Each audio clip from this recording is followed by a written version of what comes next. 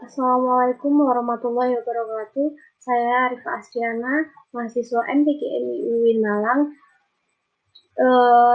angkatan tahun 2020-2021, dan ingin memaparkan mengenai model ADI dan Azure dalam pengembangan media pembelajaran. Nah, pengertian model desain pembelajaran sendiri. Nah, menurut beberapa ahli model, menurut Knorr dan Gustafsson, mendefinisikan sebuah model sebagai suatu representasi sederhana tentang bentuk, proses, dan fungsi fenomena secara fisik atau ide yang lebih kompleks.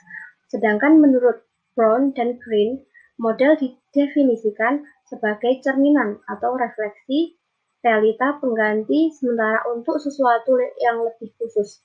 Nah, secara umum, pengertian model diartikan sebuah pola atau kerangka.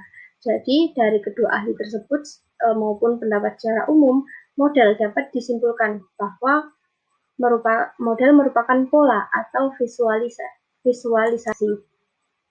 Kemudian, pengertian model desain pembelajaran sendiri yaitu rangkaian yang disusun dalam mencapai tujuan pembelajaran dengan memperhatikan bagaimana suatu pembelajaran dibangun atas dasar teori seperti belajar, pembelajaran, komunikasi, dan sebagainya yang diselenggarakan dengan baik.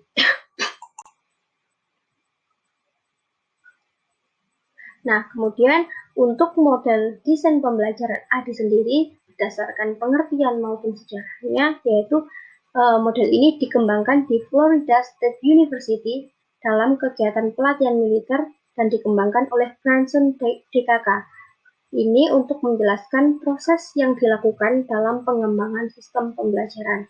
Nah, model ini mendeskripsikan suatu proses yang dipakai dalam desain atau rancangan pembelajaran agar menghasilkan serangkaian belajar yang dirancang dengan sengaja.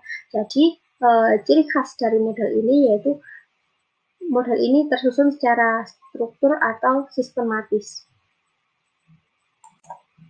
Kemudian, model desain pembelajaran ADI sendiri itu pun memiliki penjabarannya. Nah, A yang merupakan analisis atau analisis, D desain atau reka bentuk, G development atau pembangunan, I implementation atau pelaksanaan, E evaluation atau penilaian. Nah, untuk penjabarannya dari model dari A sampai tahap kelima yaitu yang pertama analisis. Jadi pada analisis ini menganalisis karakteristik peserta didik. Yang pertama menganalisis kinerja dan yang kedua menganalisis kebutuhan. Nah, pada tahap analisis kinerja ini menganalisis apakah ada suatu permasalahan yang terjadi pada peserta didik. Jika ada, maka ditawarkan solusi dan apakah dibutuhkan suatu program yang harus dilaksanakan. Itu merupakan analisis kinerja. Sedangkan untuk analisis kebutuhan, yaitu menganalisis kompetensi yang dimiliki peserta didik agar dalam solusinya, agar solusi yang ditawarkan itu bisa memaksimalkan potensi yang ada pada peserta didik. Untuk yang kedua, yaitu desain. Nah, pada tahap desain ini yang didesain seperti metode, interaksi sosial, media, sistem penyajian, organisasi lingkungan belajar, yaitu apa saja yang diperlukan dalam kegiatan belajar pembelajaran tersebut. Kemudian yang ketiga merupakan pengembangan.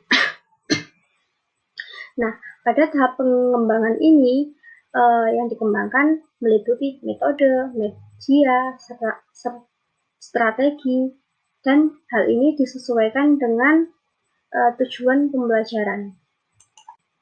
Nah, yang keempat merupakan implementasi. Nah, implementasi ini merupakan pelaksanaan dari desain maupun pengembangan yang sudah dirancang tadi. Tahap-tahap untuk implementasi yaitu yang pertama, kegiatan pra-pembelajaran, kemudian yang kedua, penyajian isi atau materi pelatihan, yang ketiga, partisipasi siswa, yang keempat, penilaian hasil belajar, dan yang kelima adalah aktivitas tindak lanjut. Kemudian yang terakhir adalah evaluasi. Nah, evaluasi ini dilakukan untuk memberikan nilai terhadap program pembelajaran yang sudah dilakukan. Nah, nilai ini mencakup dua, yaitu formatif dan sumatif. Kalau formatif ini tujuannya memperbaiki kualitas proses maupun produknya. Sedangkan kalau sumatif ini untuk mengukur apakah pembelajaran ini efektif atau tidak. Nah, itu tadi penjabaran tahap-tahap model ADI. Sedangkan kelebihan maupun kekurangannya yaitu model ini, untuk kelebihannya model ini sederhana dan mudah dipelajari. Kemudian kelima tahap atau langkah ini sangat sederhana, strukturnya sistematis, dan dari tahap 1, 2, 3, 4, 5 itu memiliki keterkaitan satu sama lain. Itu merupakan kelebihan. Sedangkan untuk kekurangannya, tahap ini kekurangannya pada tahap ini yaitu pada bagian analisis. Karena pada bagian analisis itu sudah memakan dua